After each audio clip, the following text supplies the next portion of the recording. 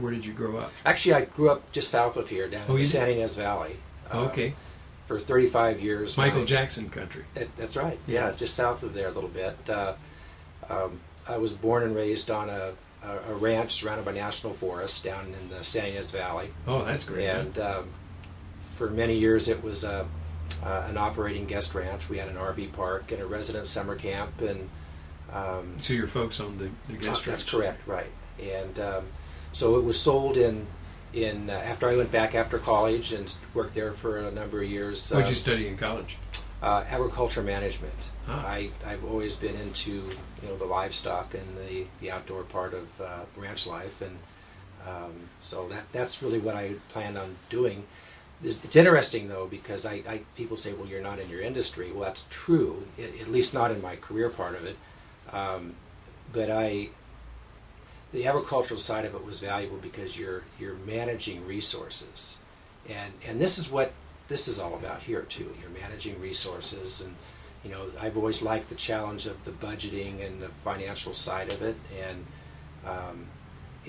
there's a lot of scrutiny on making sure that that's handled properly with Pismo Coast Village, and so I take that with our support people very seriously.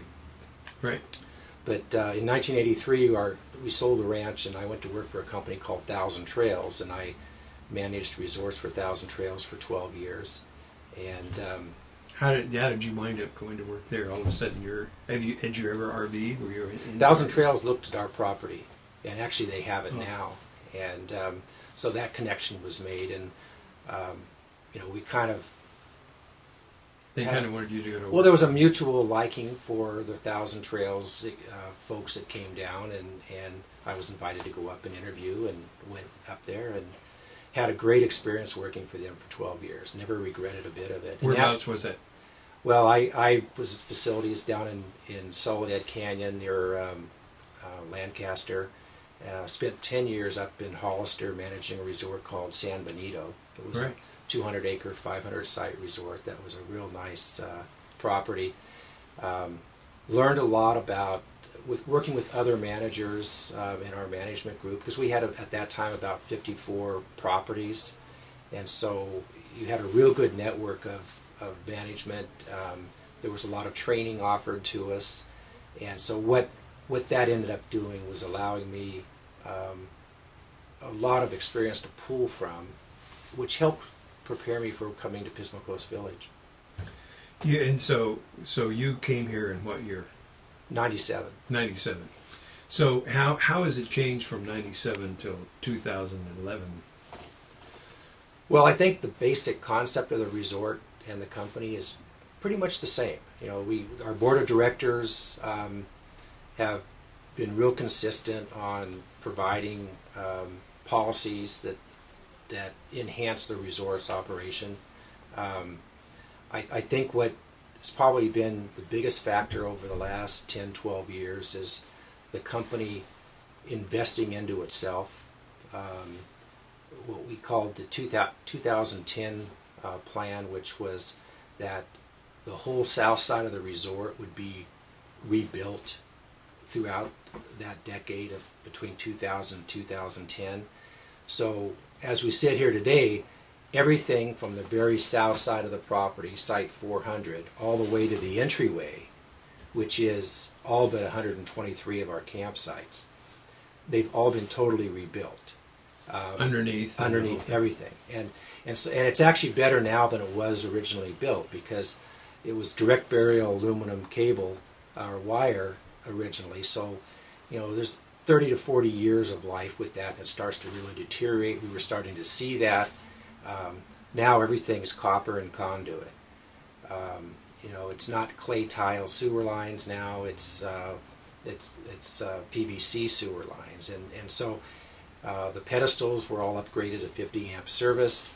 Yeah, that technology has really changed, hasn't it? As far as sewer, and you're using completely different materials than you used. That's right. 20 years ago. The concept's the same, obviously, as far as hooking up and dumping and all that, but the underground, the sections of pipe are longer, so you have less tree roots if you're going to get them in there. And that was a problem we had at one time, was a lot of tree roots. But so the park was built pretty much the same as it was originally. It's just that the infrastructure is stronger. We added a new restroom, and then the other restroom on the south side has been very nice, torn down and replaced. And on the south side, the only thing left to do is rebuild restroom number 2, which is right over here. And that, at some point in the next probably 5 years, will be replaced. And then we can say all our restrooms are within 15 years of age. We redid the pool 2 years ago. We expanded the size of the general store. We recently did some paving on our entryway. We'll be starting, according to plan right now, we'll be starting after the third weekend of January to replace 27 campsites right here on the north side of the entryway as we start moving across to the north side of the resort. So structurally underneath? Correct. Yeah. Right.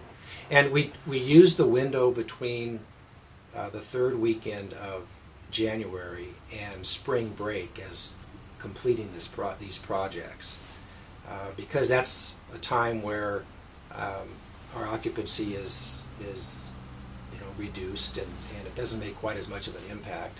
But we're also battling weather conditions at that time, and so so far every year we've been fortunate enough to have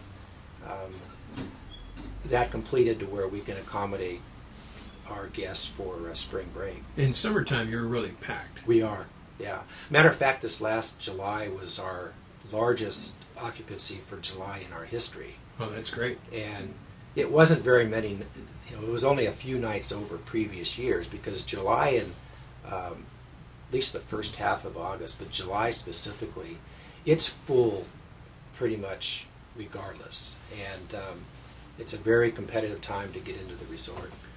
What's on your wish list? What do you wish? What would you like to do now in the future that you haven't done yet, as far as the resort is concerned? Well, we actually we want to finish our site improvements. We've talked about doing a sound wall or a wall across the front of the resort. We've talked about doing some work to our clubhouse, possibly putting a second floor up there to where you can go up and look out at the ocean over the sand. Yeah, I love the tower up there. It's a great place to just go sit. Right. Yeah. Possibly, spas. I mean, there's a lot of things that we know that our guests have been asking for that we would be looking at doing.